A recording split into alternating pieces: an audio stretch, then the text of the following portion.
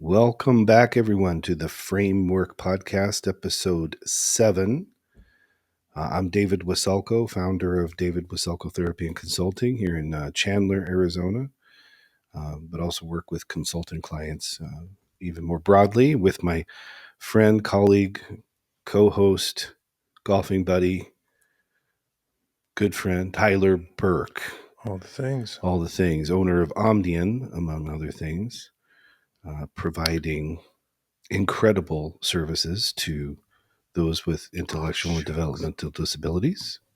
Good evening. Good evening. How are you, brother? Awesome. You Always good to be here.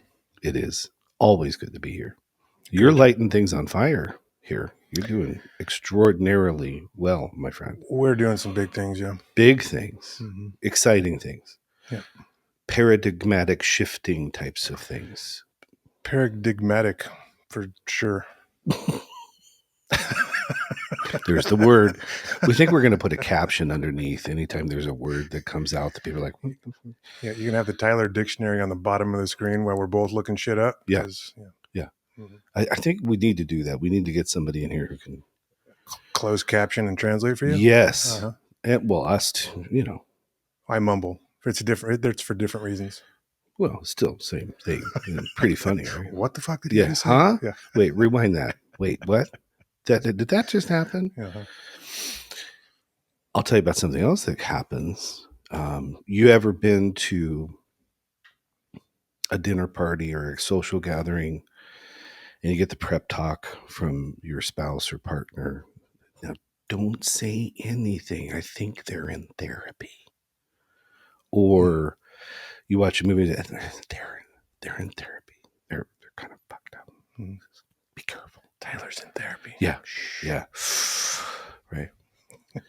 Which then, if somebody has the courage, they'll ask real timidly, do you mind if I ask, why are you in therapy? Right. And the implicit assumption there is it's sort of like chemotherapy or something. Yeah. Dude, what caused that? Right. Yeah. Are you okay? How long have you suffered from that? Yeah. What happens when you do that? Is everything all right? Yeah. So in Tyler's, one of his favorite expressions is I like to flip it on its ass. I'm going to flip that on its ass and say, the better question is, why aren't you in therapy? The fact that it's a question, why are you in therapy, or that it's spoken in hushed tones, or that it's scary or confusing, is the point of tonight's podcast. And my question is, and our question is, why aren't you in therapy? Because I'm going to tell you right from the very beginning, one of the biggest problems with that thinking and with that question is people wait way too long if they decide to come to therapy. And by the time they show up, the wheels have already come off. And that's one of the worst places to start your therapeutic journey, your therapeutic experience. So right from the very beginning, let me tell you,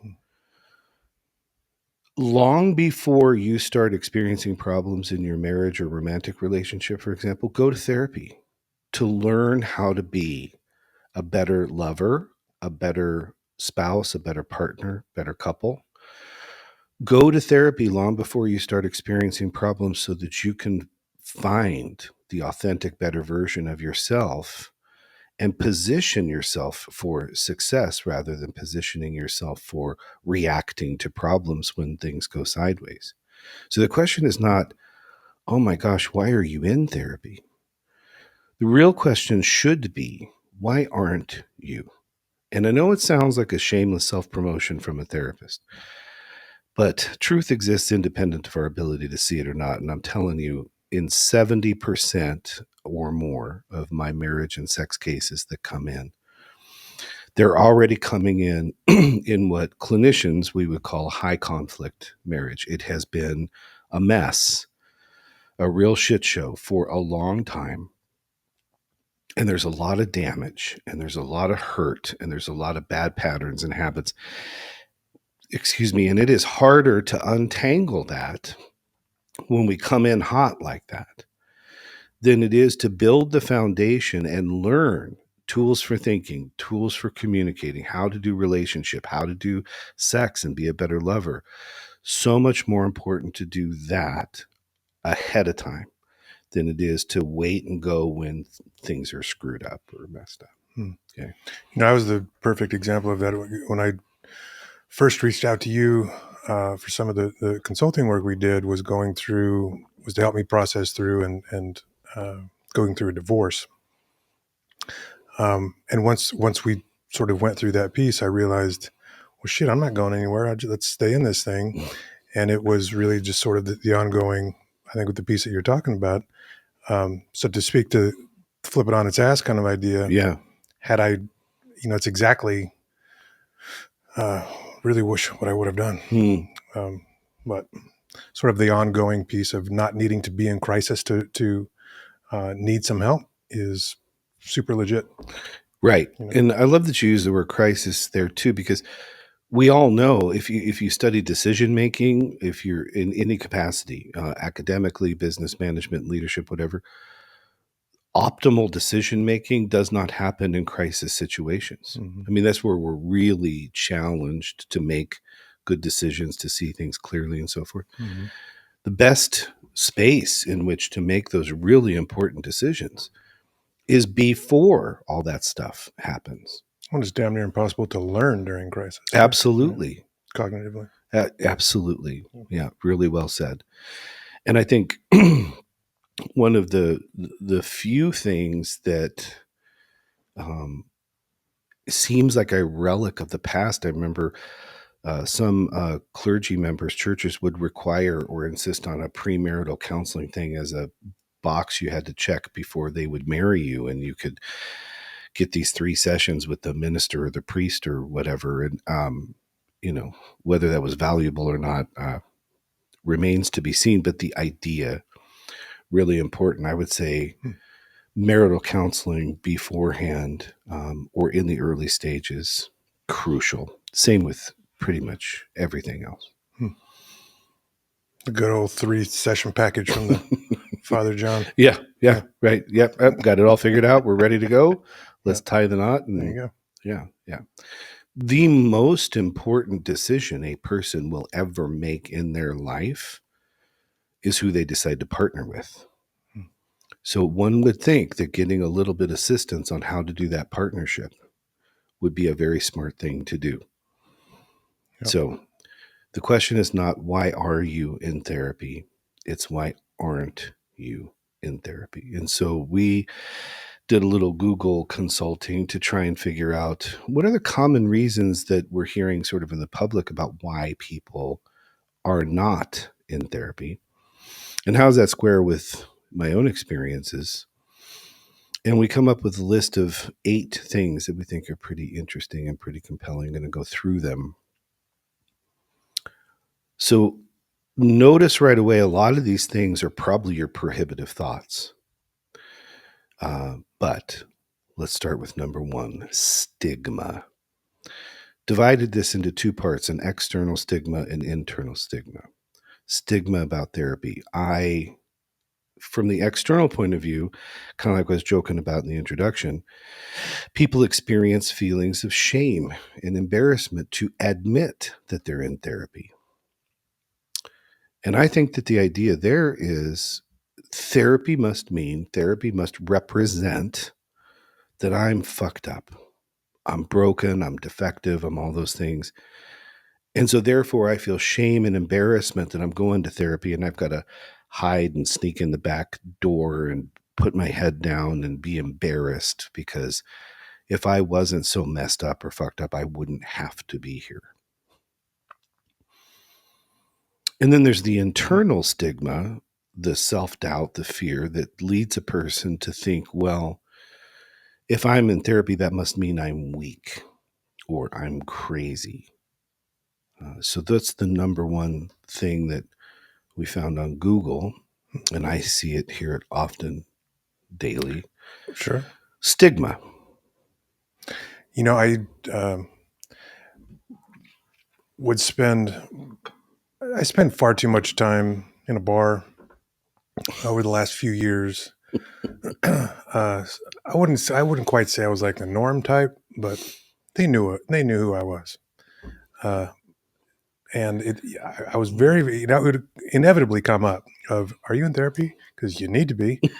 For me to the other people around me, not out of a place of judgment, but out of a place of, it's one of the best things that I think a person can experience, um, is just having somebody who knows what the fuck they're talking about to be able to sit there and like just be a part of things, and go through it. Like it's so valuable.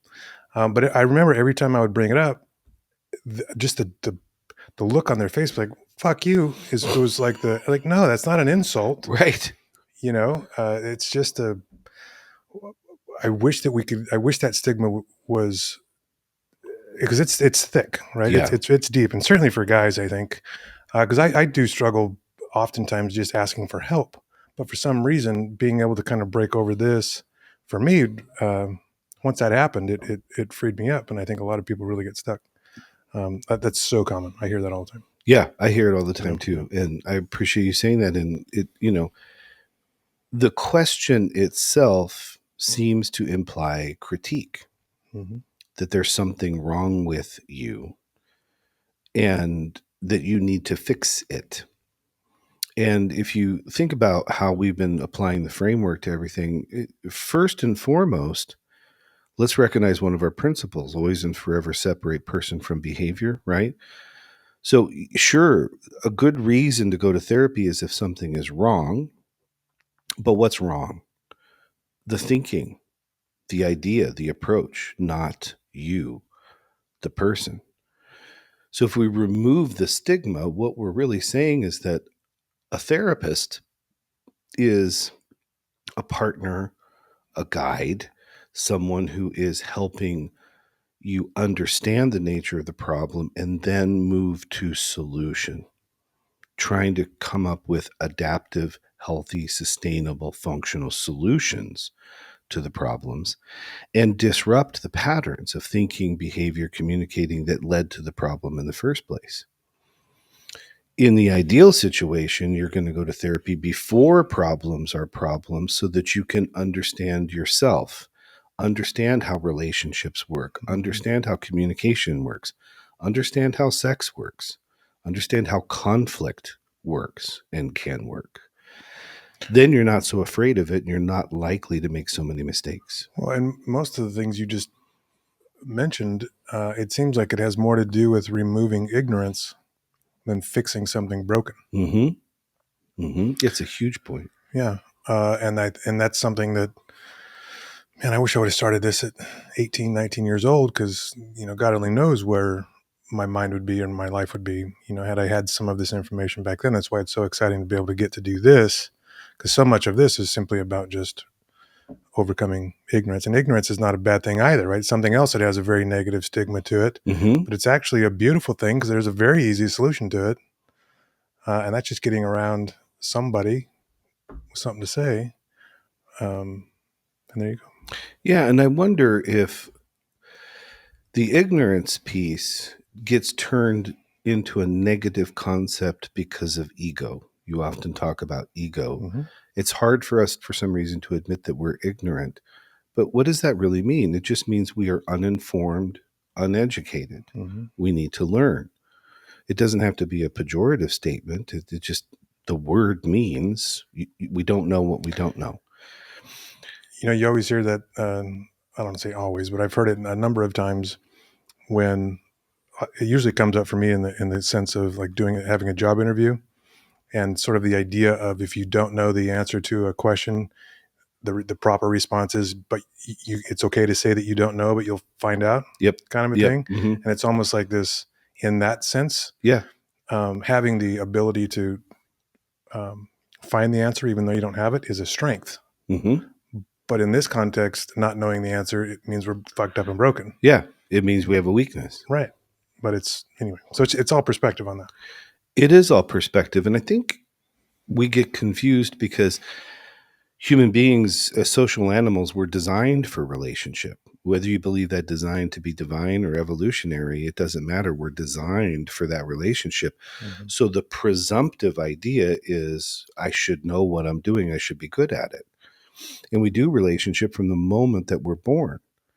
Yet we never actually learn about how to do relationship other than by doing whatever relationship exists in our family of origin, then with our friends, and then as we, branch out and grow Mm-hmm. up.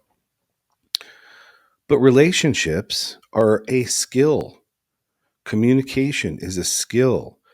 Folks, sex is a skill. I can't tell you how many people don't know what they're doing when it comes to sex and eroticism. They lack sexual competence, sexual knowledge, sexual awareness. But the assumption is you should know everything and be able to just knock it out of the park and be orgasmic all the time and have this incredible pleasure and all the time. But how much education have you really gotten about that?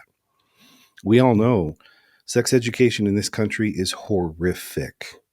Horrific. It hasn't changed in 40 years.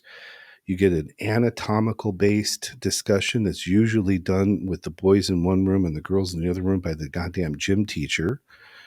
You get whatever you learn from porn or Playboy or whatever, then whatever happens in the backseat of a Chevy, and that's it. Or the dictionary when I was a freaking kid. Yeah.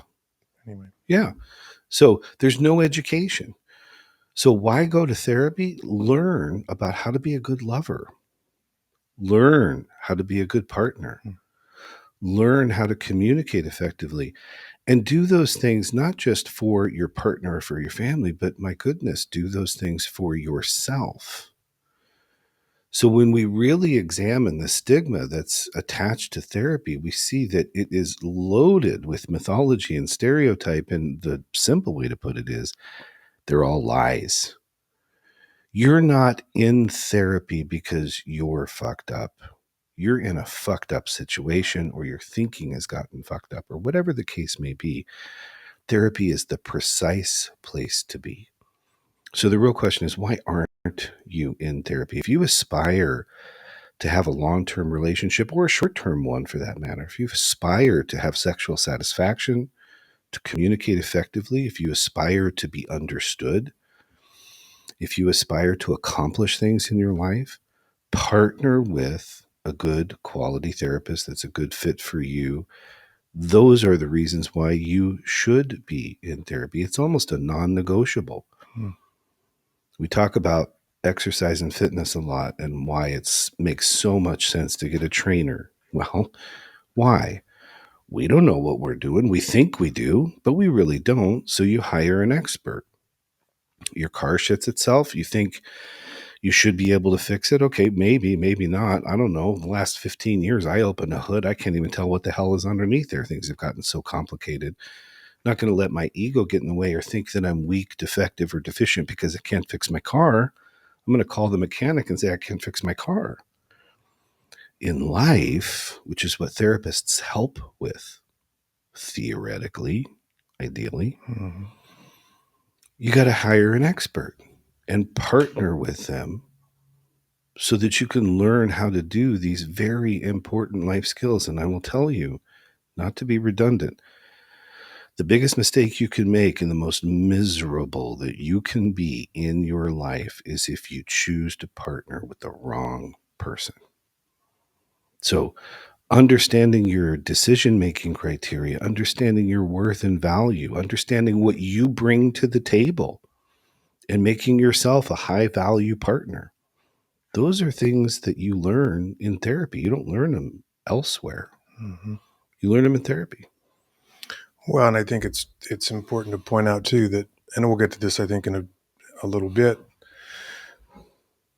Not all therapists are going to educate you. Not all therapists are going to, be providing these aha moments all the time. Mm-hmm. And I would say, and like I said, we'll get to this later. If you're not having that experience, then you probably need someone else, Right.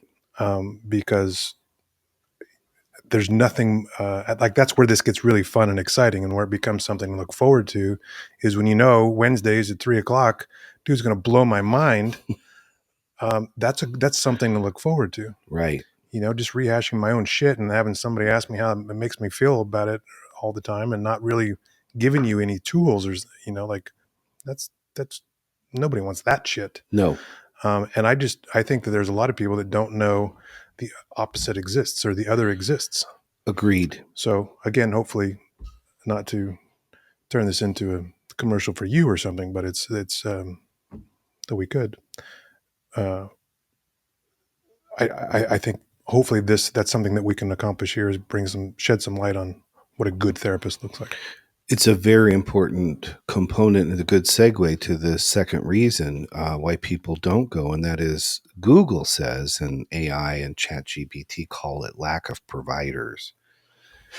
And there's truth to that, meaning when we think about the demand and the number of licensed therapists, there's really not a lot of licensed therapists, enough to go around for what seems to be the demand for therapy. And what most people are seeing in terms of how that plays out is looking at a waiting list of 3 months or 4 months before you can even get in, especially for psychiatry, but also for mental health counseling, psychotherapeutic services.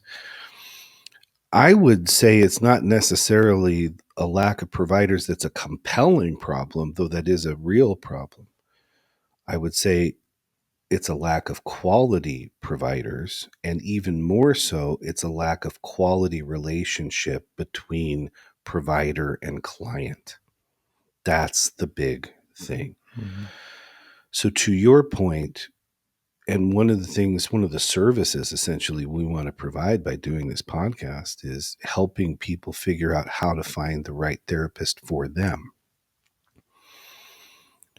You have to consider that a matchmaking kind of an exercise. You have to challenge and question your therapist and really ask yourself if your therapist is a good fit for you. And everyone is going to be different. Some people want a kind of therapist who's a very empathic, kind of quiet, maybe more passive listener who spends a lot of time on validation and exploration and things like that. Other people want to really mix it up and get ideas challenged and confront types of things. You have to figure out what your style is and what works for you. But my main point is if you don't have a relationship with your therapist that is focused on finding solutions to problems, then that's one of the reasons why people don't go to therapy, because they say it's a waste of time. It doesn't work for me. It's not effective, because they haven't cultivated a good relationship with the right therapist for them. Mm-hmm. I remember that was you made a statement on YouTube to that effect, which I actually ended up waiting 4 months before I was able to see you the first time. And the first time we sat down, I think you word for word said, or at least something to this effect, if you don't feel like we have any kind of connection, then get the fuck up and don't ever come back. I was like, oh, okay, this might be my guy. Right? Because that really held true. And I appreciated that, because I had, reached out to help for other people and it never worked. Yeah. No connection. No connection. And so that's one of those things where, we have data, empirical data that says, and I say this in every first session with people, whether it's therapy or consulting, and I say it on the podcast, I would say it, really anywhere, that the single most highly correlated variable with successful and sustainable results in this endeavor, whether it's therapy or consulting, is rapport, fit. Does your client feel like the therapist is a really good fit for them? It matters more than anything else. Yeah, theoretical orientation can matter, philosophy can matter, geography can matter, type of therapy, whether it's in person or virtual. Yeah, all those things can matter. But if you don't have rapport and fit, or in other words, if you don't have relationship, you don't have anything. And if that's what's happening, it's not therapy's fault. Nor is it your fault, and nor is it necessarily the therapist's fault. It's a relationship issue. Mm-hmm. So if we can't negotiate a better fit, a better relationship, then we need to be honest and stand in our truth and acknowledge that. And it's okay to do that. It is really okay to say, I don't think that we're necessarily a good fit. And any therapist worth their salt will then say, okay, then based on my knowledge of you and my experiences working with you so far and what I understand you're really looking for, let me see if I can help partner you with someone who would be an even better fit. Because a good therapist is also one who knows other therapists who have different styles and different approaches, so that you're in a situation like that or a consulting situation and it just isn't a good fit, then you should be able to recommend to this client whom may be a better fit. Or you can talk about general characteristics or schools of thought or whatever. But the point is, don't be afraid to do that. You say you'd recommend or often recommend other therapists. Is that because, have you done that because you feel like it's the wrong fit too? For me, I've done that where the fit is really a matter of what does the person need the most, and am I good at that? And am I good at that for them? Mm-hmm. And so, one of the most common, for example, situations in which I'll make a referral is if I notice that there's a significant amount of trauma rising to the level of PTSD. And where's that trauma coming from? What's its source? For me, some sources of trauma and some effects of trauma are better dealt with a therapist who is a trauma specialist and a trauma informed person, Mm-hmm. maybe someone who does EMDR, maybe someone who does, a lot of different other techniques. And the fact of the matter is they're better at that than I am. And so I may refer someone to that person exclusively. Or one of the things I love to do is have that work done what's called adjunctively. So, for example, I will work on what I'm good at with a particular client, and then we're going to bring in someone who's a specialist who can do this one thing or this one thing. And you take a team approach. Hmm. Now, that's an old school approach, and I'm kind of an old school guy when it comes to that thing, but I think it's extraordinarily valuable. Hmm.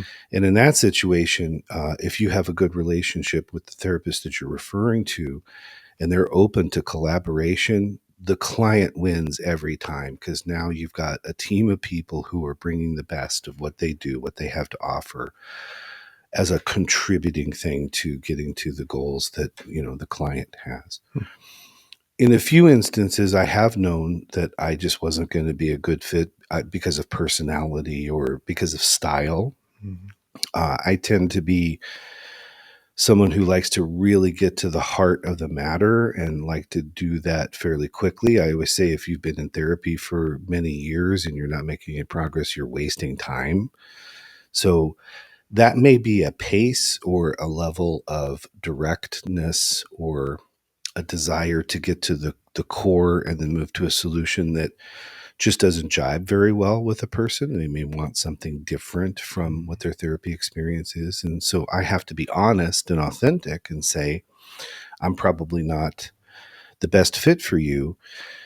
And I need to be thorough and cautious when I do that, because I don't want to convey to the person that they're problematic, that it's because of them. Mm-hmm. The truth is, it's because of me. And I'm just not particularly good at, or don't think that there would be that particular rapport that would be the best for the client. For me, I have too much respect for clients to just take anyone that comes in Mm-hmm. order to pay the bills. I know that when somebody finally decides to come to therapy, they want solutions, they want answers, they want to figure things out and make progress, right? Well, since I know that rapport does that, if rapport isn't there, we have to be honest about that, Mm-hmm. you know? Well, and it seems like, and to the point of this podcast, of not waiting until that finally point, but to be Mhm. a little more proactive on it. Um, I would think that when you aren't in a make or break it sort of moment or feeling, That Exactly. crisis minute, you might be a little more objective and thoughtful about, is the fit right? Yeah. It's one more reason to not wait. It's a big Right. reason not to wait, because when we're desperate, desperate situations Yeah. create, you don't want to be desperate. You don't want to be coming in so vulnerable and the wheels falling off and then just saying, well, I guess I'll take what I can get, kind of a thing. Mm-hmm. You want to be able to come in earlier so that you can really be selective and you can shop around and you can ask those questions, because you have a right to that. I mean, we're talking about your psychological health, your mental health. Few things are more important than that. And we as a society are getting better at acknowledging that truth. I think we're better at that now than we ever have been. But then how we match that to a therapist and how we get good therapy and results and all that, we still get really kind of in the weeds there. But yes, to your point, another reason why you should be in therapy and should not wait is because you're going to need time to find someone who's a good fit for you. If the first person that you meet is a great fit for you, then that's fantastic. And that does happen. I find that happens pretty frequently in my own experiences, but it doesn't happen every time. And I'm not going to be everyone's flavor of vodka, right? So if you can take the time to be selective, and essentially interview people and really get a good feel for who's going to help you reach your goals and meet your needs, that's crucial and essential. If you were a flavor of vodka, what flavor would that be, Dave? I believe it would be watermelon. Okay. Yeah. Because Daddy Let's likes unpack that. that a little bit, Yeah. shall we? I like watermelon. So yeah, I should be a fucking therapist. Okay. Yeah, there you go. Yeah. All right. Sort of related to that, reason number 3 why people are not in therapy is cost or insurance limitations. All right. This could get me going on a little bit of a rant here, especially when talking about insurance limitations. Oh, here we go. I love that we call insurance your benefits, because people's benefits suck. They suck. Where's the benefit in your insurance benefits, by the way? People now have $6,000, $7,000, $8,000, $10,000 deductibles. They have all these out-of-pocket costs. And so people really think or believe they should be able to use their insurance for things. But let me tell you something, folks, especially in the world of therapy, insurance is horrific. It's horrible. The coverage is terrible. The out-of-pocket expenses are really ridiculous. And by the way, the insurance companies dictate to therapists what they're going to pay them. And that's true of everything in clinical care. It's not just psychotherapy, but I have an hourly rate.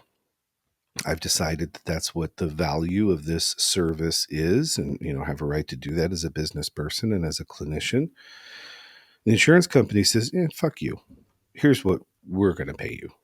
So now I have to take a 50% reduction or more from my hourly rate to have the privilege to be associated with an insurance company so that people can use their benefits, right?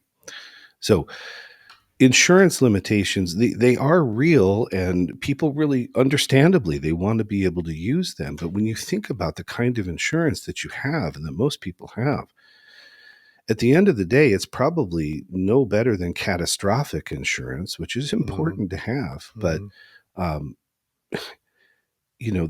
the insurance really restricts the range of what's available for your psychological and mental health. And my question is, do you really want to yield that much of your health outcomes to people who don't give a shit about you? So then it goes to cost. Because then you end up working with private pay people like me who don't take insurance. And I refuse to do it. I just refuse to do it for many reasons, some stated, others not stated. And people think, oh my gosh, it's so expensive. And what I want to say to people there is we I encourage you to move away from the cost mentality and to the investment mentality. So here's an example. How much do you think a divorce costs? What's the average cost of a divorce? In percentages, it's half your shit. Bingo, Okay. right? Mm-hmm. So if you think of half your shit, you think about the equity in your home, you think about your 401k, you think about your assets, but then you think about your children, you think about your life, you think about your well being, you think about your dreams, your hopes, your aspirations, right? What dollar value would you put on that? Okay, so we're talking hundreds and hundreds of thousands of dollars, if not into the millions of dollars, right? And we're going to complain about $175 an hour or $200 an hour or whatever for an expert that's helping you with the most important decision you're ever going to make in your life. We need to Yep. go to an investment mentality and not a cost mentality. Yep. And stop thinking so much about your benefits from your insurance company, because the moment that your insurance company decides that you're no longer to benefit from the benefits that you pay for, they just tell you no, Yeah. and then you got to start over. I don't really know if I buy this one, to be honest, the cost. I mean, I do know that there are some scenarios where you just cannot afford it. Right. But to my earlier point of, sitting at dudes next to the bar talking about it and they bring up cost, they won't spend $175 an hour for therapy, but they'll drink $150 of beer with me that night, Right. So I kind of call bullshit on most of that excuse. I think people are looking for a reason to not go, or a reason Right. to say that of what it is that's not, doesn't have to do with vulnerability or shame or Right. the other things we spoke about. But And while they're dropping that cash with you at the bar drinking the beer, they're placing their bets on yeah, FanDuel. They're chipping into their OnlyFans people that they're watching when they're doing their online, yeah. porn watching or whatever. And then the next morning they're getting their Starbucks and everything. Yeah. And I'll tell you, I have a couple of clients who the financial restriction is a real thing for everybody. Hardly anyone is without constraint, right? But I have a few people who literally have made decisions about certain things that they're going to take out of their lives so that they can have the money to do therapy. Mm-hmm. Now, that's a person who is serious about their health and their well-being and their decision making and finding solutions to problems.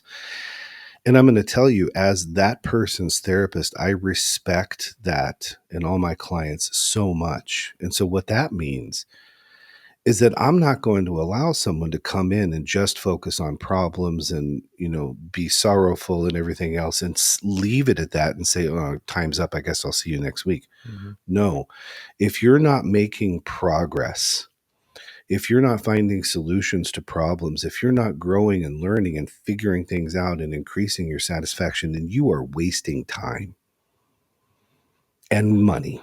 Mm-hmm. So the investment that you make in therapy with a person who respects you as a client and respects that they have a job to deliver on helping you find those solutions and results, that's an investment. I'm going to tell you, a lot of people that take insurance, they just sit on their ass and they collect that reimbursement. And, they're okay if someone's in therapy for a year, 2 years, 3 years, because they're not getting to any core issues or solutions or anything else. We're just Mm-hmm. kind of becoming what I call therapy tourists, right? Mm-hmm. They come in, they complain about what's going on, they talk about depression, about sadness, about whatever the case may be.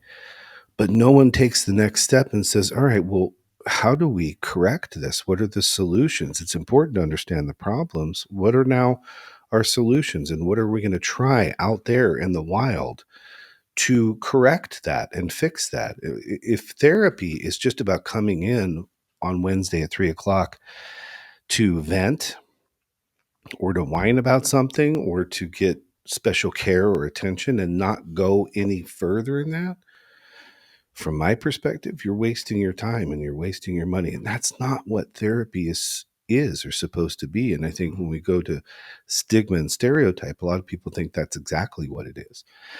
That you're going to sit on the couch and talk about what happened when you were a child, when you were 4, and never get past that. It may be very important to talk about what happened when you're a child, when you're 4, but it's also important to get past that.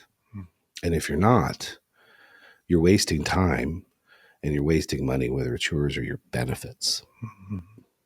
Yeah. Agreed. Okay. Number 4 out of 8, misunderstanding of therapy itself. I get this question a lot, and it's a wonderful question. It's an innocent question, or maybe a question out of ignorance. What do you do in therapy? You know, and people have a lot of stereotypes about what therapy is.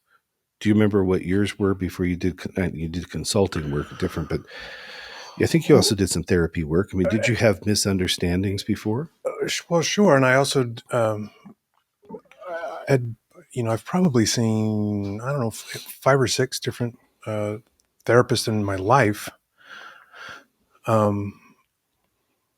And I think that I never had a good experience with it. So it wasn't even just a stereotype for me. It is what my interpretation or my experience with therapy was so ineffective and bad that it wasn't a stereotype for me. It was just, that's what it was thus far. Yep. But I think when, every time I used to talk to people about it, anytime therapy came up, it was, for me anyway, it was like, oh, what happened to put you there kind of a thing, Yep. And for me, it was divorce. And, I did wait until, to wait too long to start reaching out again. I mean, I did go through a number of specifically marriage therapists, and fuck, they were just no good. Mm-hmm. What was your question? I'm just about misunderstandings regard to therapy. Because it kind of folds into a lot of things we already talked about, the stigma piece, past experiences, which is one on the list that we'll get to. Yep. But go ahead. Yeah, no, I mean what you and I went through, I wasn't expecting, or I think it was better than what I'd hoped for, to be honest. And it was, it literally sort of became like the favorite time of my week, because it was like, I remember just sitting there every time, and I like, you always talk about aha moments and stuff. It just, you freak me the fuck out every single time. And it was something that I'd always look forward to. At worst, I was going to leave feeling a little bit challenged. At best, I was going to be, calling people and apologizing or some shit, because I just not seeing what was really going on until, anyway. So I think you were learning. Yeah, it was new. It was brand new information. It wasn't, you weren't like repackaging shit I've already heard or whatever. It was literally brand new info and liberating. And I hadn't had that before.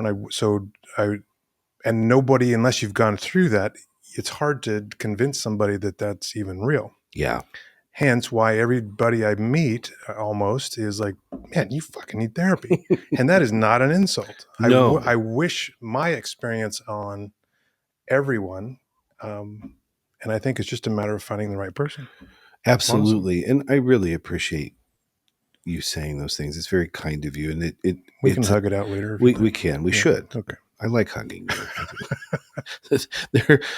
There's a very important piece to that, which is everything that you brought to that relationship, and what was able to transpire as a result of that. But it was also about learning. It was about telling the truth. It was about confronting things, right? All of that. And it was made possible by the relationship that was developed and the commitment that you made coming in, right? I think one of the big misunderstandings of therapy, it's so common as to be sort of comical, but it also makes me insane.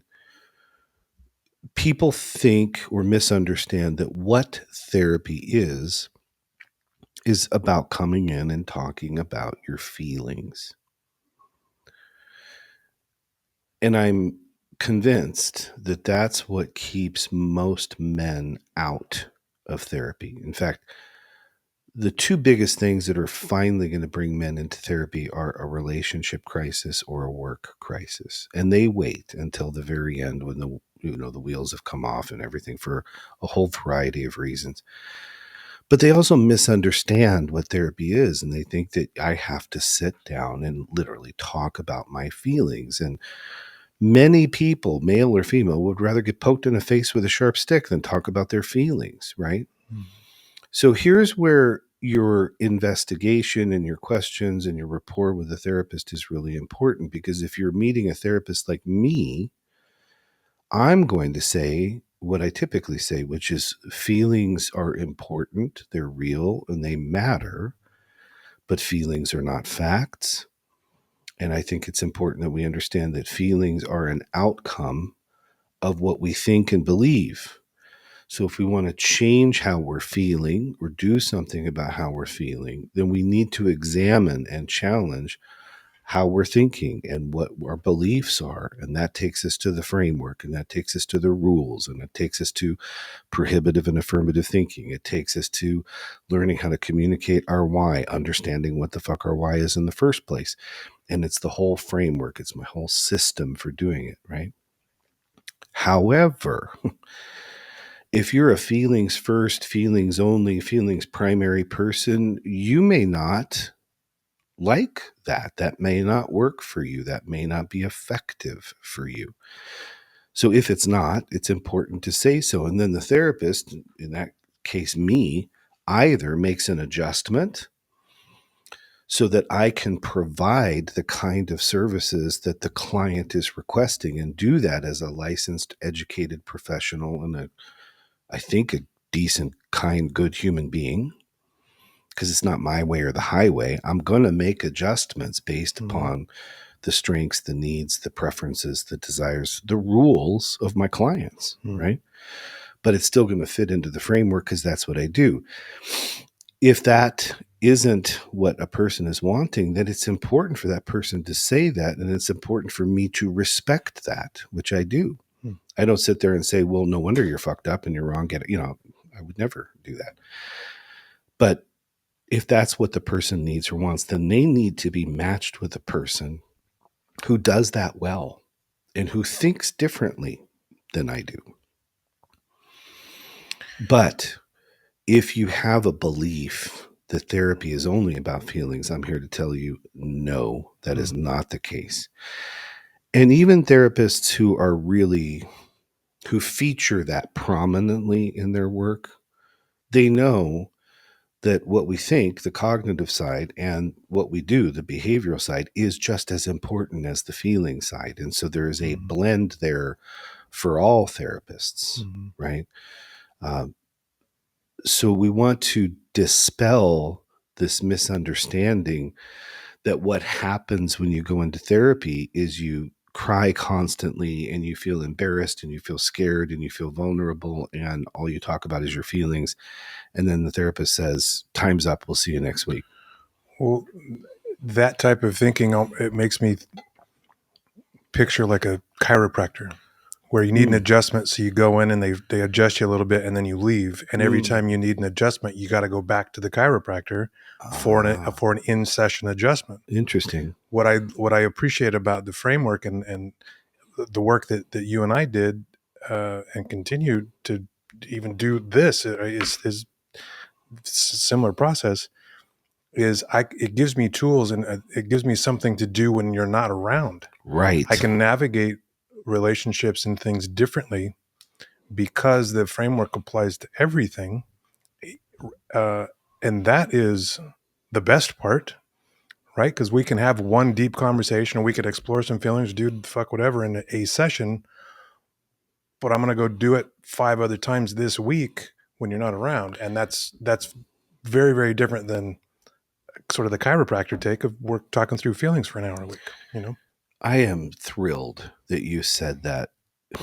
It's so important that you said that for two reasons. One, what is the ultimate goal of therapy?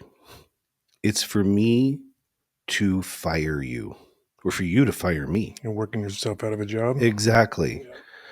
Like, success in therapy means we get to an end point and say we have accomplished a lot of really important goals and you no longer need me. I always joke that I have one of the strangest businesses in the world where everyone else is trying to get clients and keep them. Mm-hmm. I'm trying to get rid of mine, Mm-hmm. not because I don't want to work with them or don't like them or respect them, but because therapy is supposed to be briefer. Mm-hmm. But I think that one of the misunderstandings of therapy is that you got to be in it for years, Mm-hmm. you know? And that's, some people benefit from that, especially if the relationship is right. But generally speaking, that is not the purpose of therapy. And the purpose is to get so good at the framework and so good at these things that you no longer need me. And then if something else happens or gets wonky, yeah, you come in for Mm-hmm. an adjustment or what have you. Mm-hmm.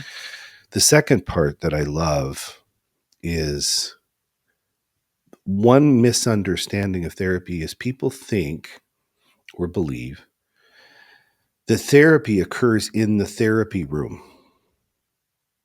And okay, yeah, it does, right? That's a location where some therapy occurs, but really and truly, real therapy happens outside of the therapy room when you apply what you're learning. Mm-hmm.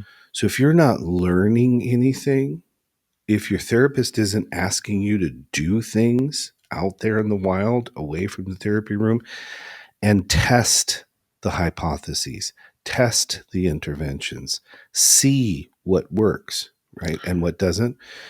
If you're not doing that, you're not doing therapy. When I like that you just said test it, because I think maybe I've even mentioned this on earlier episodes, but there was a few times where I didn't buy it. Yeah, right. And I was like, he's almost always right, but this time there's no way. But I'm gonna trust him. Right. And then it fucking worked, and I was like, you got to be shitting me. I didn't see that one coming. Yeah. You know, and that kept happening, and that was the best way for me to learn was just okay, I trust him. I'm gonna try it, and then fuck's sake, it just kept working. Yeah. That's so cool. You know, and honestly, I think that's where most of the growth happens. Right. Too, is like the feelings, and you talked about feelings, the way that it feels when you do it out there and it fucking works over and over again. It's liberating. It is, and that's a magnificent transition to another item in this, which is people underestimate the benefits of that. So I don't want to jump the shark, but yes, remember, therapy, it's a lot of things. It's an art for sure, but it's also a science. And what do we do in science? We generate hypotheses and we test them, and then we observe those results and we gather the data, and then we form conclusions about that and findings, and we look to see if our hypotheses are supported or not supported by data, by evidence, right? Psychotherapeutic interventions are hypotheses, and you're supposed to learn about those things in the therapy experience with your therapist and then go out and test them. And here's the thing. If there's no support for that hypothesis, or if the thing fails, that's progress. We've learned something. And that means we've gotten even closer to getting to the solution and we're becoming more efficient. But if you never test these things, you're never going to know if they work or don't work. If you just talk about it in therapy every week or every other week, but you don't have anything to apply, or you don't actually apply what you have learned, you're wasting time. Well, it's the same thing in business. I've told you how many times fail fast, right? Get Right. out there, try it. If it doesn't work, then fucking shift, pivot, do something else. Yes. Worst thing that could happen is you stay stuck there for 2 years doing the same damn thing, Right. getting no results, right? I Right. mean, try it and move. Right. And one of the things of many that makes you a successful, fantastic entrepreneur is that when you're successful and failing fast, you're not internalizing the failure as some sort of personal fault or failing. Yep. You already know that what failed was the idea. Yep. What failed was the concept, not you. Mm-hmm. Same thing is true in therapy. If we come up with an intervention, if we come up with an idea, we ask you to test it and it doesn't work, that doesn't mean you're failing in therapy. Mm-hmm. It means the idea was not right. The idea Yep. failed. And I remember 1,000 things, that my mentor taught me, but one of them was when you have problems like that with a client, a lot of therapists, especially historically, would label that client resistance, right? Hmm. But it's not. What we really have is a problem in the treatment plan. So if we're trying something and it doesn't work, it's not because the client is resisting, and it's not because the client is unhelpable. It's because our treatment plan is fucked up and needs to be adjusted. So we adjust that and we come up with additional ideas, new hypotheses, and we keep testing and testing until we find it. And yeah, we fail fast, but we don't internalize the failure as personal. Yep. We adjust the treatment plan and we keep going until we find what works. And then it's sort of like nirvana, right? You find something that works, you do more of that. You find what doesn't work, you do less of that. And if you're not doing anything but showing up at a Tuesday at 3:00 and talking about it as if it's some sort of abstract esoteric thing, as opposed to going out there and applying it and really trying it and putting yourself out there, well, you're never going to get anywhere. And those benefits that you're using, you're wasting. You're wasting your time, the therapist's time, or worse, the therapist is wasting your time because they're satisfied sitting back on their ass and not having you test these things and then report back about what's working and what doesn't. Mm-hmm. And that makes me nuts. That makes clients nuts too. Yeah. Yeah. Right. And one of the reasons why they quote unquote hate therapy or don't want to go to therapy, right? Well, and in that case, that's totally justified. It is. And that's fucked up. It is, because it's a waste of time and a waste of money. It didn't produce any results. Right. But you as the client have a responsibility that you have to own, which is you have to take what you're learning and apply it. You have to require and demand from your therapist that they give you something that you learn from, that you're challenged by, that whatever it is, so that you can do that. Yep. Okay. All right.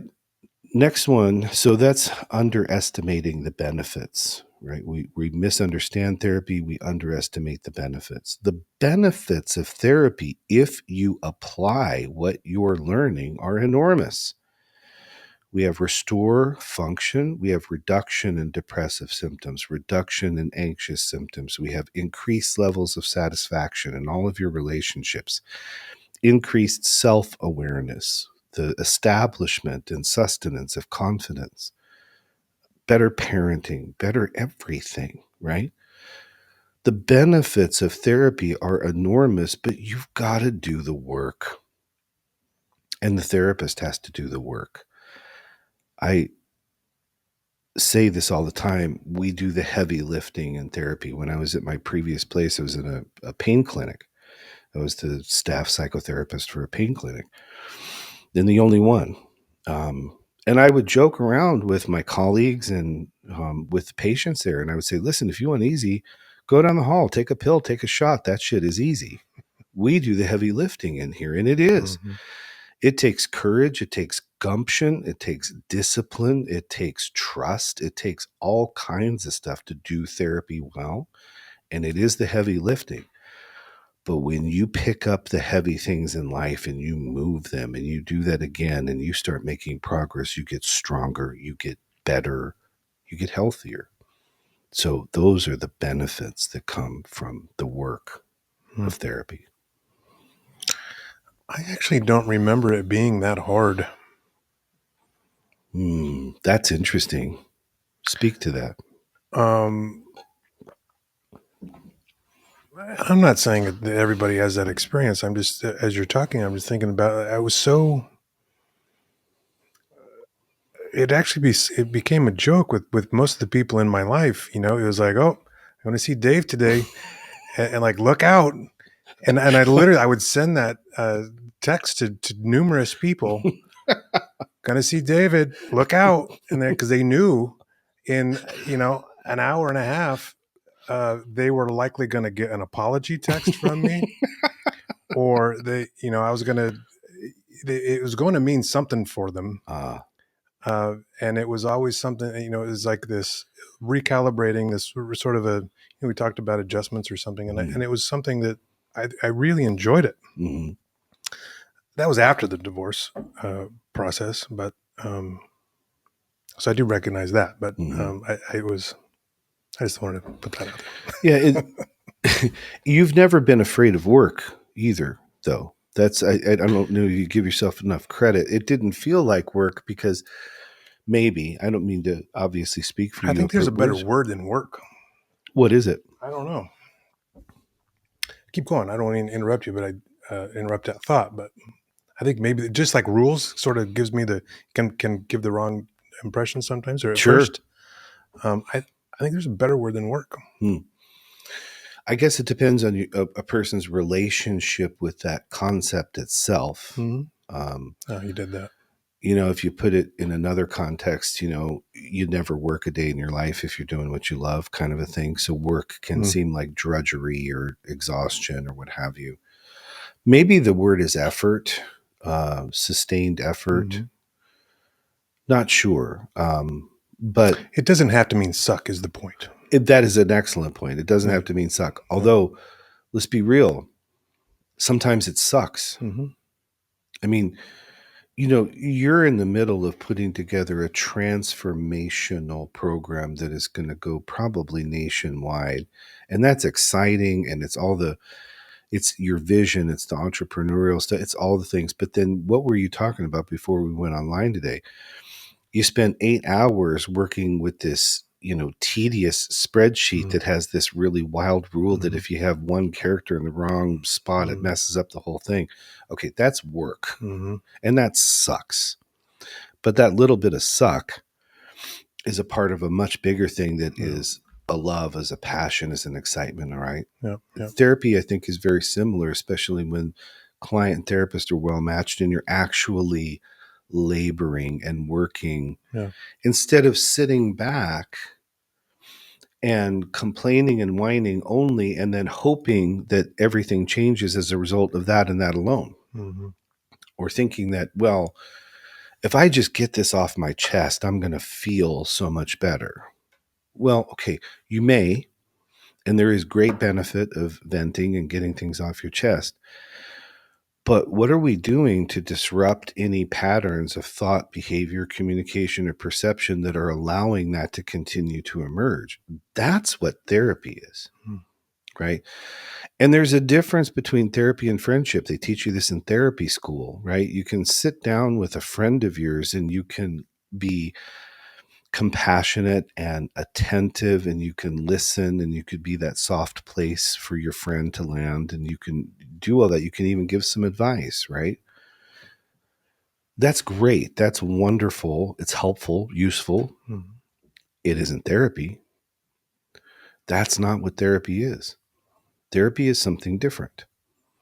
And therapy requires more effort and work, and it's grounded in a very different thing than friendship. Well, I think there's accountability, and there's a number of different factors that differentiate that from just friendship. 100%. And by the way, science. And if you're paying for it, well, that's different too, right? Because like any service, what value is it bringing to your life? Mm-hmm. And if it's not bringing value, you're in the wrong therapeutic situation. But just because you're in the wrong therapeutic situation does not mean that therapy sucks. It just means that that particular configuration sucked. Mm-hmm. And we got to do the work of finding a better fit. We got to do the work of finding a therapist who's willing to work like us to accomplish what we want to accomplish. Mm-hmm. And I think there's something to be said too for if the only thing someone's going to do is bitch at a bar or bitch to your friend Karen or whatever. I think that's the mindset that goes into that is not that invested Mm-hmm. likely in change, or Mm-hmm. they're not, it's something completely else to have it hurt a little bit to go. Mm-hmm. You're gonna be intentional with your time. You're gonna be there's a whole different mindset Mm-hmm. that is in play there. There is. And I think related to that, not to go backwards, but Mm-hmm. on the misunderstanding of therapy, especially in couples, I think that one of the things that occurs with some frequency is the belief or the fear or the thought. One person comes in thinking that the purpose of therapy is to prove that they're right, Mm-hmm. and or the other person or that person is coming into therapy to get endorsement that their partner is wrong. Mm-hmm. That's not the purpose of therapy either. The purpose of therapy in that situation is to look at the relational dynamic and the rules and to understand that each person is 100% responsible for their 50%. But I get a lot of spouses that come in, not a lot, I shouldn't say that. I get a number of spouses that come in wanting validation that their critique of their partner is spot on.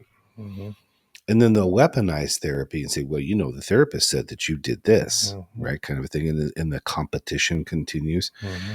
So that's another big misunderstanding of therapy, is that someone comes in, or excuse me, someone goes out the victor and someone is established as the problem, as the loser, as whatever. Mm-hmm. That is not the purpose of therapy. And if that was your experience, I am sorry on behalf of every licensed mental health professional on the planet ever, because that never should happen. Should you walk out like you do, owning your shit and being honest and authentic and real and vulnerable? Yeah. And is there times when you have to sort of confess or say, I'm sorry, I did this. This was inappropriate. This was inconsistent. This was what, yes. Right. But you are not coming in to be judged or evaluated as the better or the worse partner or the problem or not the problem. Mm-hmm. And I think, especially when it comes to couples and sex therapy, one of the things that keeps people out of the therapy room is a belief that they're either going to be labeled and identified as the problem, or that they're going to have their spouse or partner be vindicated in levying that allegation. And that is not what happens. And if it listen to me, folks, if that is what happens or is happening, run. Get the hell out of that situation. Mm-hmm. And if the only thing that you're doing is focusing on problems and you never talk about potential solutions, get out of that therapeutic situation, because you're wasting time. Yeah. You had a thought. Sorry. No, I sit here half the time we talk, and I try to decide what I'm going to share and what I'm not. It's a tough one. Yeah. Yeah. So I was just thinking, I'll fucking say it. And I've told you, I was super deep in the church years ago, and one of the therapists that we saw, it came up that I looked at pornography this one time and got caught. Went to therapy. The therapist said, "Oh, pornography. You are a sex addict and you need treatment." So I ended up going to a men's group for sex addicts for like shit, I don't even know, months. like sort of sit around in a circle, kind of like sex addict, like, wow, okay. So anyway, so that sort of what my therapy turned into for a minute, but it's just interesting to sit down and be like, share something like, okay, yeah, you're too fucked up for me. You need to go to there's a group for you kind of people. Oof. Anyway, interesting. Interesting, horrific, heartbreaking. That's the kind of thing that makes me want to find who that person was and beat them into a pulp because they're doing so much damage and they're lying. That's a lie. Yeah. And it's a good segue into You're welcome. number 6. Thank you. And thank you for being honest about that, because that's not an easy one. That's a tough one. Well, it's more humorous now. I mean, Yeah. There's not nearly the shame that in it now than there was then. But think about what we started with: stigma, external shame, and embarrassment, right? I mean, and that's going to contribute to a misunderstanding of therapy, because you're going to walk away from that saying, fuck, that's therapy? Yeah. I just called a sex addict because I was, looking at porn one night, right? So it segues into number 6 on our list of 8, which is negative past experiences. Okay. And you had one. Beat you there.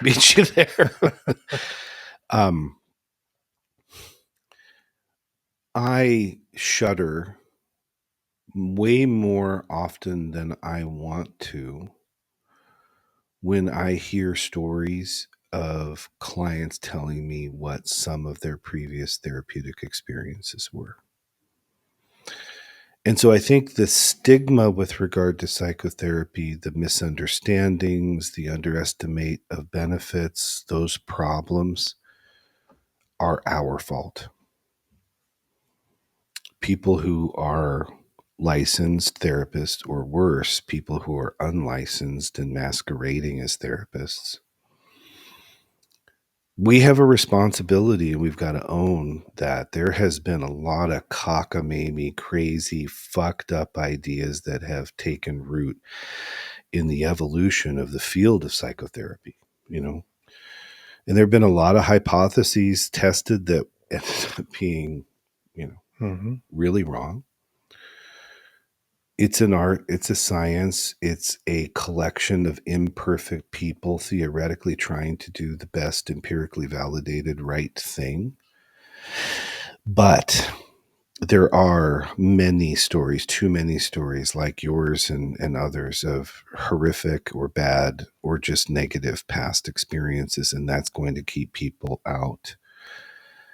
And to that, I think your story is a fantastic example. Rather than coming to a conclusion that that's all that therapy had to offer, you had the courage to say, all right, let's try again.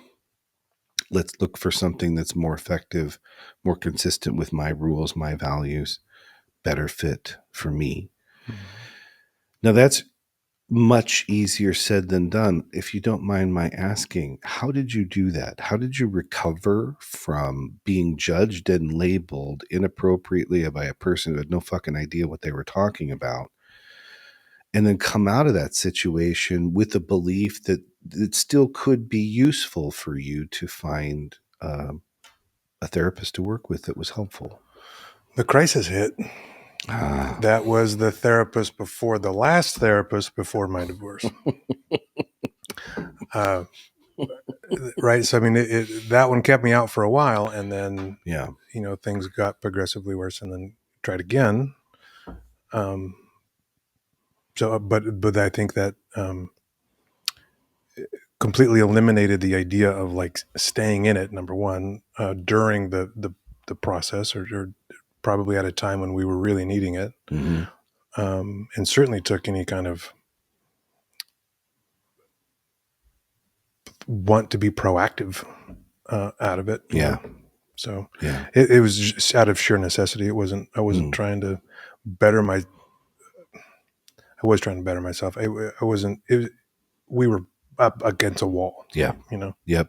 I do know. And that phrase, sheer necessity, kind of how we started with this, that, theoretically, excuse me, had you been equipped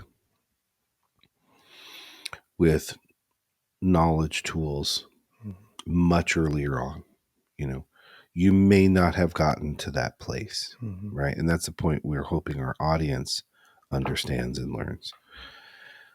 Up against a wall, we can get there quickly in life, or we can get there cumulatively, excuse me. But the point is, we get there. So, you know, if you're there, don't feel bad about not having been in therapy yet. I mean, still go to therapy, but remember, why not be in therapy and do so earlier?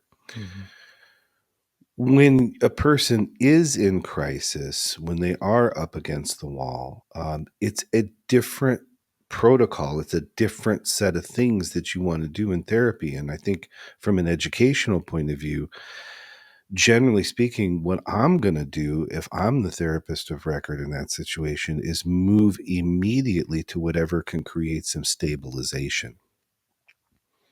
Because we need to have stabilization environmentally, relationally, before we can kind of get into any of the other things. So when we talk about misunderstanding a therapy, let me give you a clear example of how that all links up. The most appropriate way to be sequentially thorough as a clinician is that you invest in taking a thorough history. So it's going to take me 3 to 4 hour-long sessions to have enough data to be able to confidently render some kind of diagnostic impression. I have to do one right from the very beginning if I'm working with the insurance companies, because unless you have that, then you don't have medical necessity and they don't reimburse. So you got to give someone a diagnosis right away.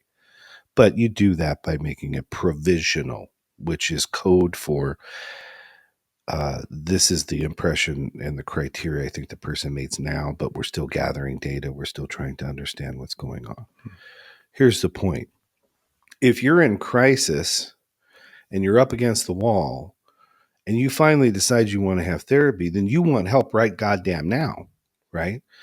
And so you're going to be frustrated potentially with a therapist who then wants to ask all these questions about your history, your family of origin, your educational history, your work history, your drug use history, prescription history, medical history, sexual history.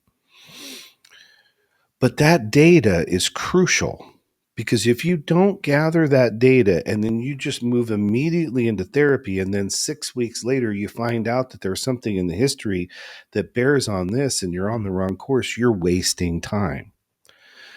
So for clients out there, for people out there, remember that when the therapist is asking those questions about your history, they're doing their job.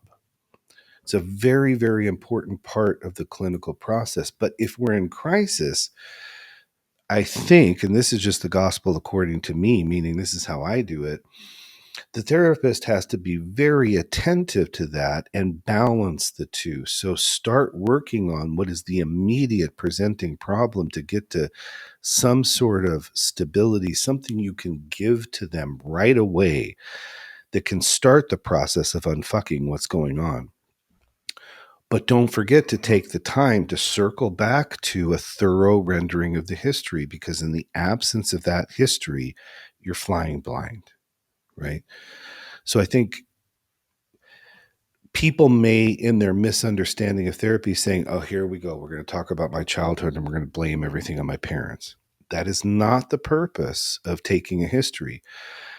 But I'm going to tell you what, I want to know about your parents or your family of origin, not because I'm looking to assign blame to them for why you're struggling, but in the framework, a lot of your rules were learned then from all those agents of socialization: parents, teachers, coaches, clergy, organizations, institutions, right?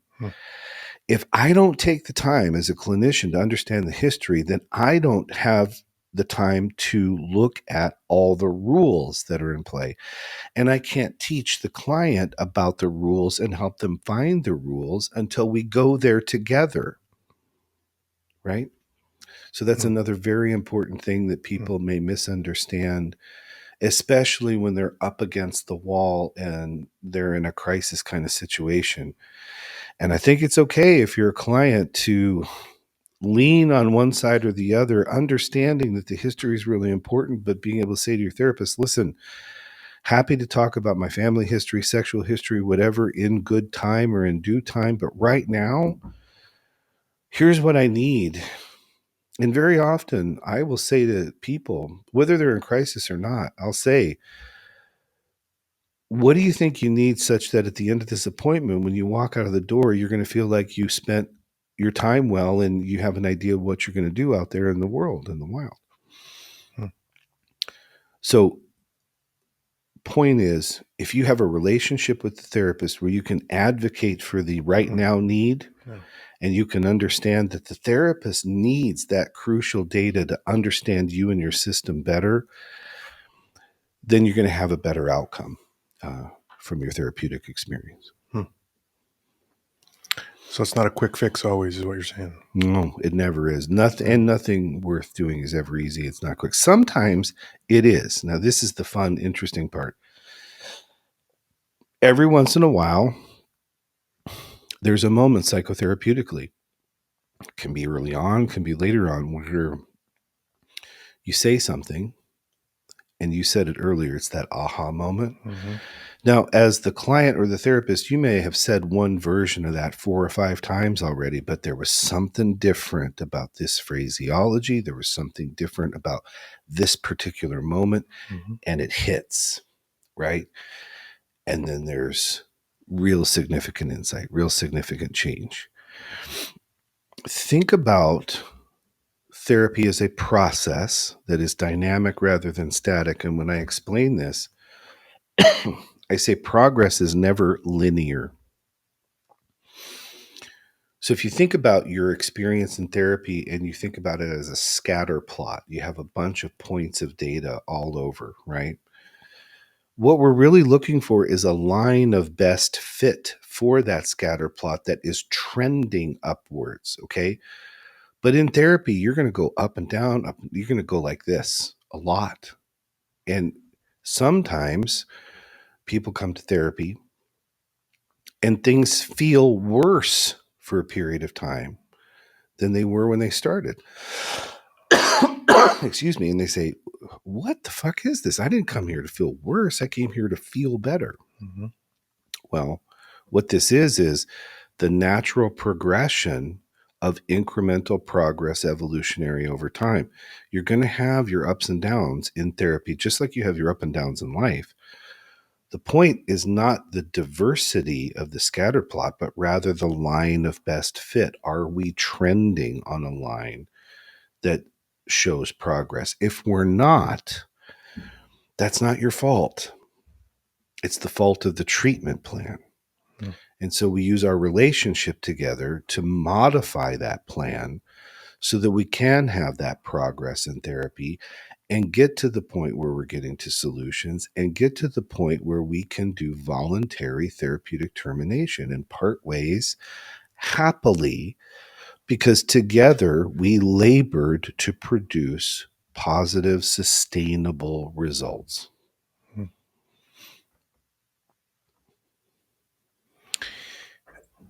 I love the emphasis that the effectiveness of treatment is just that. It's the effectiveness of the treatment, Yeah, not the person. right. And I know that there's willingness and participation and things that play into it, but I really love that. Yeah. That plays so much into to my work on a day-to-day basis too, in supporting someone else. Sometimes people can be highly successful. Sometimes they have some really bad days. And if we can start looking at the effectiveness of the treatment as the thing that needs modified, Right. rather than behavior, Right. we got something. But We anyway, do. yeah. And the only way to assess that effectiveness is whether we've tested those hypotheses and applied those principles outside of the therapy room. Yeah.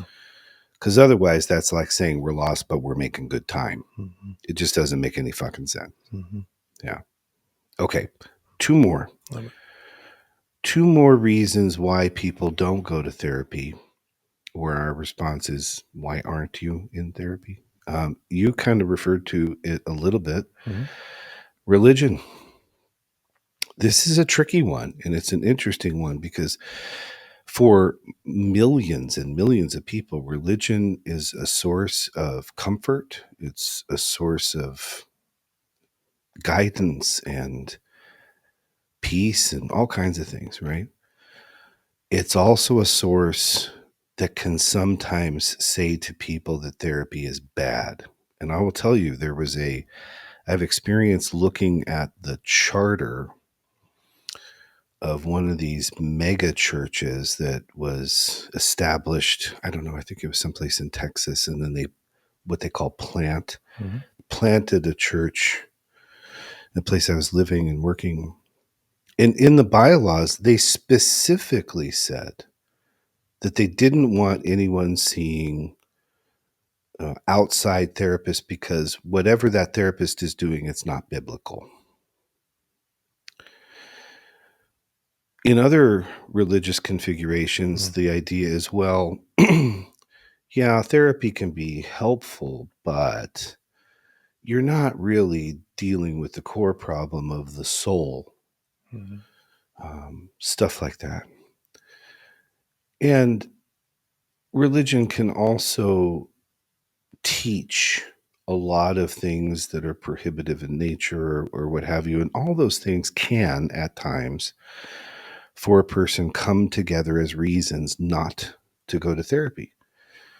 Sometimes it's because a church or a particular institution really wants its members to return to the church, return to the clergy in order to get help and community and assistance. And I think that that's fantastic. And I think that's important. But I think if a person's religious beliefs are telling them that therapy is somehow immoral or prohibitive because it's not biblically based according to them, I would really take issue with that. And if we're going to go down that road, I mean, I was a part of a church plant. I started a church years ago, so I'm very familiar with that process. And I would say that I didn't know that about you. Mm-hmm. Shock. Yeah. And I think that for specifically that scenario, I think a lot of the quote unquote therapy that happens, and I put it in quotes because a lot of the advice, I guess I should say, that happens in the place of therapy happens at church.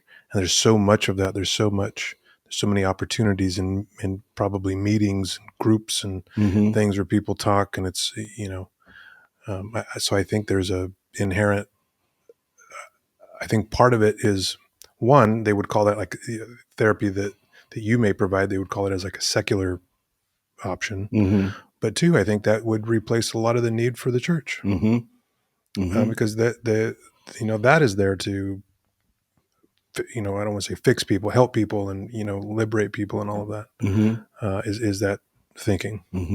So that makes sense to me. But I would say, and having gone through that, I really wish I would have stepped out and tried some therapy back then, because there's something very, very different about that, and I don't think it has to necessarily mean, it doesn't have to violate values that are religious based or Right. God based.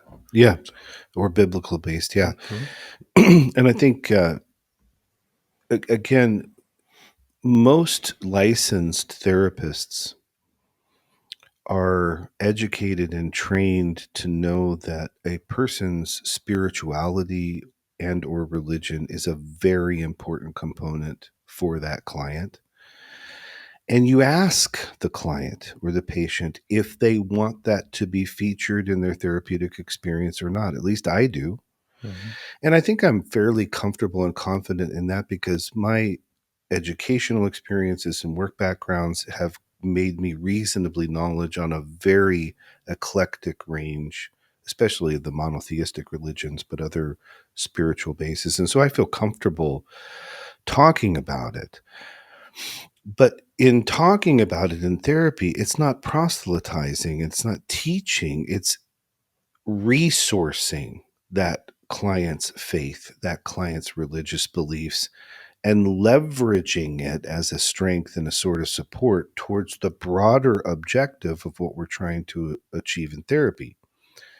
Further, I've said this before, and I truly believe it because I think it's true. What I appreciate and like so much about the framework that I designed here is that it's value free, meaning everything we do in the framework, it's not about my values. And it shouldn't be as a therapist. If therapy is about the therapist, you're in the wrong fucking therapy room, by the way, right? The framework exists for the client to plug their values in and their rules in. That's why I think it's so effective and so generally applicable. Yeah. So if a person is a religious person with membership or affiliation at a church, and the church is telling them, you know, hey, don't go see this guy because he's not doing biblically based counseling. I think that's bad advice because just because I'm not doing biblical counseling doesn't mean that you can't take your religion and spirituality, plug it into the framework, and have it be effective. And I'd like to know how many folks at the church are licensed therapists. Some are. Mm-hmm. And then there's a special class of religious counseling, which I think is appropriate and all that, right? But why limit yourself under the artificial restraint of biblical only, or think worse, that something that's outside of the church is potentially dangerous? Mm-hmm. I think when it goes to the misunderstandings of therapy as it relates to religion, in a marriage context specifically, I think one of the things that people are concerned about or afraid of or misunderstand is that the therapist is going to promote divorce. And I can understand if that was the church's perspective, that therapists would do that, why they would object to that. And to that, I would say what I've said before. I have never in my career, nor would I ever, endorse or not endorse a marriage. Because who the hell am I to do that? Mm-hmm. Frankly, it bothers me a little bit when clergy do it, because who the hell are they to do that, right? I think that's a decision for the parties, for the couple, right? But I do think that there's a concern because some therapists do this, and we see it on TV and movies too. I just saw a ridiculous thing on Netflix as we were looking for something to watch. And the character was a therapist, and his big, bold moment where he was finally getting his shit together was to tell two people that they should get divorced, that they don't belong together. And I thought, I've seen that show. We're watching that show. are you watching? Okay. I thought, this is why I hate seeing therapy on movies and TV, because it's always poorly represented, in my opinion. Mm-hmm. Point is, the church is likely to sort of, enshrine the institution of marriage and the sanctity of marriage and want to do everything to protect it. There's nothing wrong with that, so long as there's not abuse and violence and other things going on, right? But the point is, there's a misunderstanding that therapists are going to recommend or encourage or require, order, somehow encourage people get divorced. There may be some therapists that do that. And I guess that's their prerogative. My point about the framework is it's value free. So I'm not here to tell you what to think. I'm here to teach you how to think so that you can plug your own values, your own rules into it and have a more satisfying life and experience. And I sure as shit am never going to say to a person who gets caught looking at pornography that they're a sex addict. And I don't think that anybody who is educated, informed, and licensed and, all the things would do that either. And to me, that's a danger of religious counseling, because the idea of any kind of pornography is a sin, Mm-hmm. right? So that's what I have to say on the religion piece. So why did you break out the Ouija board the first time I saw you? I was so baffled on why you would do that. I was buying time, trying to figure buying time, baby. All right, last one of our 8 reasons why people don't go to therapy. I just put this in the category of distortions. Google and AI and other people said that what this includes is a person may minimize their symptoms. They may be a very self-reliant person, and so therefore have a belief that they shouldn't need any help or shouldn't go to therapy. They should be able to figure it out themselves, or that there's a fear of change. So all 3 of those things, each one could be its own reason. Mm-hmm. Just lumped them together in one category and called them distortions. So the belief that you should be able to do this yourself without any assistance is a limiting factor, or I should say a contributing factor to the reason why people either misunderstand therapy, underestimated benefits, have stigma, don't come. Mm-hmm. And being a new to TikTok person, seen a couple of in the For You page. I still have no idea how the hell TikTok figures out what should be for me, but they do it anyway. Mm-hmm. What's the communist government in China that is force feeding you into the? Well, thank you. That's right. I suspected that, and I'm glad that. Now we know. Yeah, it's mind control. The way a drone follows me everywhere I go. Mm-hmm. Okay. Every once in a while, you see. I don't know if you call them influencers or personalities or whatever, and but I saw this one the other day. A real man don't need no therapy, right? A real man. Mm-hmm. Real men do this. Mm-hmm. Real men do that. Or another one who will very appropriately say, the problem with therapy is all they do is focus on problems. To that, I say, I agree. Mm-hmm. However, that does not mean that therapy is bad. That means that that particular therapist is probably doing a bad job with that particular client, Mm-hmm. if that's the only thing that we're doing. Mm-hmm. And don't get me started on what a real man is and what a real man does or doesn't do. Because if you're going to make the argument that real men don't need therapy or don't go to therapy or whatever, you have no fucking idea what a real man is then. Mm-hmm. Or a real woman or a real person. I have no idea why therapy is considered demasculating. I suspect that it's because there's been so much focus on feelings. Mm-hmm. I suspect that part of it may be that there are very, very few men's health informed therapists out there. I suspect it's because it's still the case that the majority of people that come to therapy are female and a more minority male, but that's changing a little bit. But in terms of stigma, women are so much more evolved, They're not sitting there thinking that they're not real women if they go to therapy and identify problems and work for solutions and try and improve communication and all that other stuff. Why, in the name of whatever is holy, would a person, simply because they possess a penis, think that their participation in therapy renders them unmanly or not masculine? I don't get it.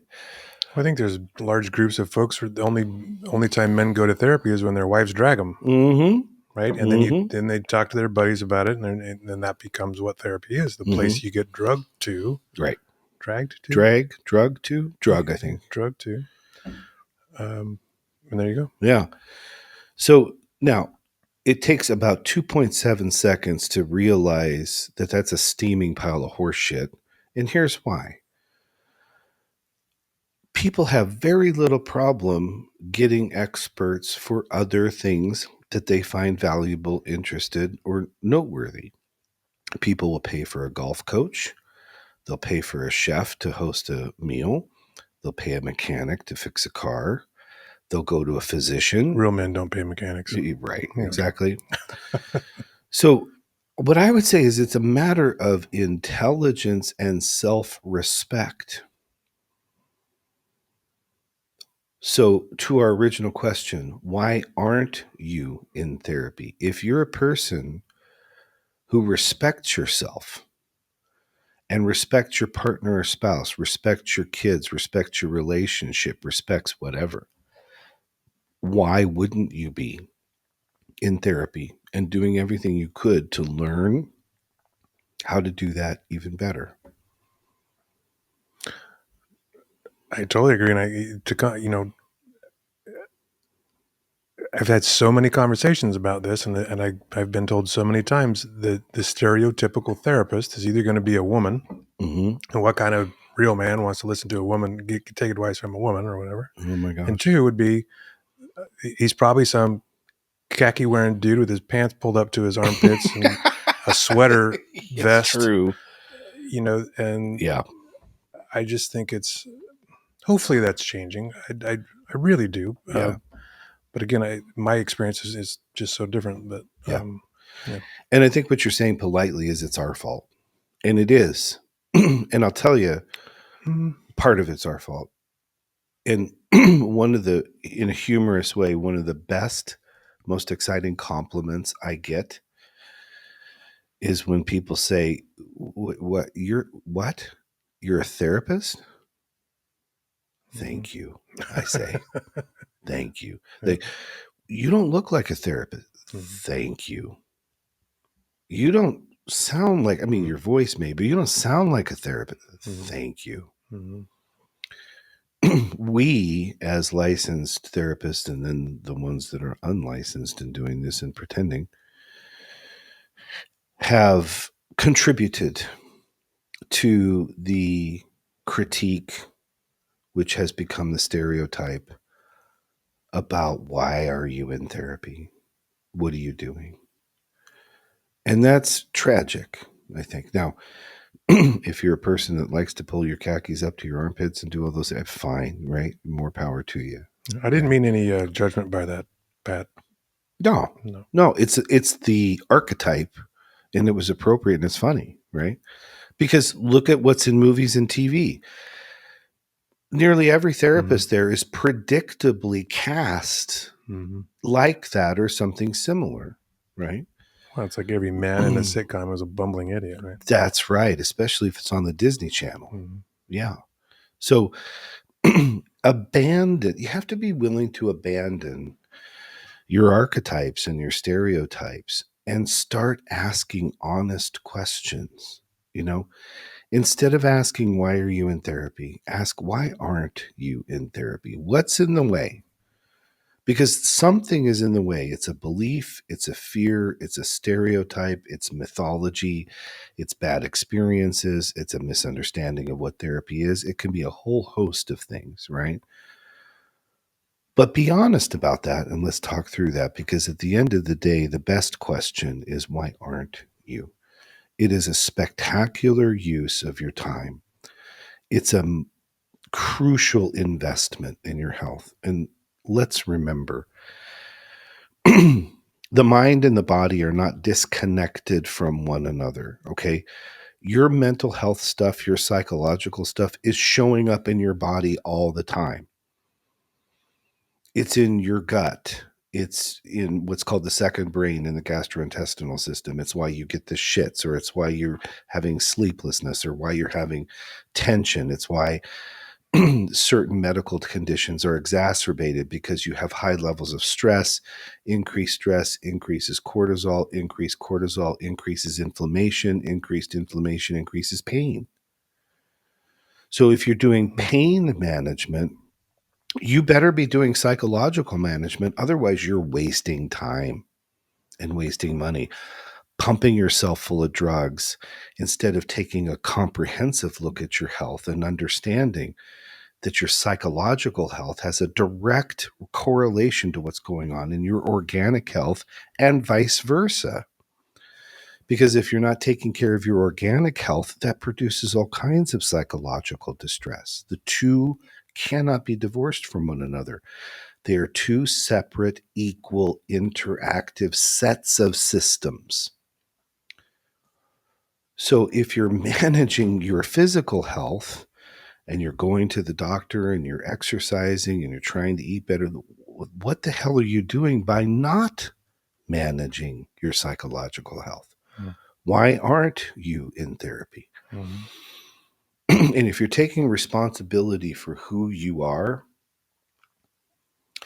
and how you show up in all of your relationships, and you aspire to be a good man, a masculine man, let's say, or a good woman or good person, right? Therapy is facilitative to that. Mm-hmm. Just like seeing the doctor is facilitative to good organic health. Hmm. The two go together. So stop Yep. whispering about being in therapy or whispering about others that are being in therapy. Let's stop making fun of it. Let's stop believing that the shit that we see in movies and TV is anything close to what's real or appropriate when it comes to it, because it's Mm-hmm. not. It's entertainment. Mm-hmm. And the archetypes exist because they're funny, but they're archetypes. That's not what it really is, and certainly isn't what it's supposed to be. But at the end of the day, whatever it's supposed to be is defined by you. So you have to advocate for yourself. You have to ask questions. You have to interview therapists to figure out who's a good fit. And then you've got to show up. Because if you come into the therapy room and you sit on your ass and you don't do any of the homework and you don't do any challenging and you don't do any of that, then you're wasting time. Mm-hmm. And you can't say that therapy is dumb or isn't effective if the only thing that you're doing is showing up once a week or once every other week and nothing else. I just love the paradigm shift away from just fixing crisis or addressing that, but seeing the opportunity for ignorance removal Yeah. in just about any areas, and certainly with the framework. I mean, it applies for business, it applies for all relationships, right? Everything. Yep, it does. So it's they always say the best investment you can make is in yourself. I can't think 100%. of, I mean, I read books, you do all kinds of things, but for some reason, this one is still earmarked out for the broken. Yep. Not as an amazing tool for everyone to grow probably quicker than any other tool I know of. That is perfectly said. Earmarked for the broken, and there's the lie. Yeah. And that's the perfect place for us to stop, because that's a lie. Mm-hmm. And therapy is an investment, not Mm-hmm. a cost. I would say it's a necessity, not an option. Mm-hmm. And it produces results when you work and you test things and you apply things. Mm-hmm. So, Agreed. Thank you. Good discussion as always. Yeah, no, it's always a pleasure. Indeed. Let's go do what we do to celebrate the end of the podcast. There you go. Check us out on YouTube. Check us out on TikTok. You can also go to the website, www.davidwaselkow.com. All the podcast videos are there. There's also articles there that you can read to help you learn about the framework.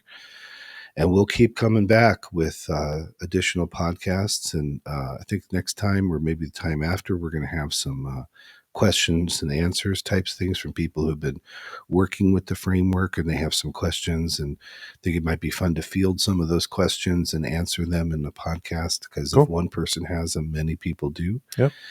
So we appreciate you supporting us, like us, and comment and share us with others. And we hope to continue doing this and growing and having fun with it. And send this to somebody who needs some therapy. That's right. Tell them to go to therapy. There you go. All right. Have a good one.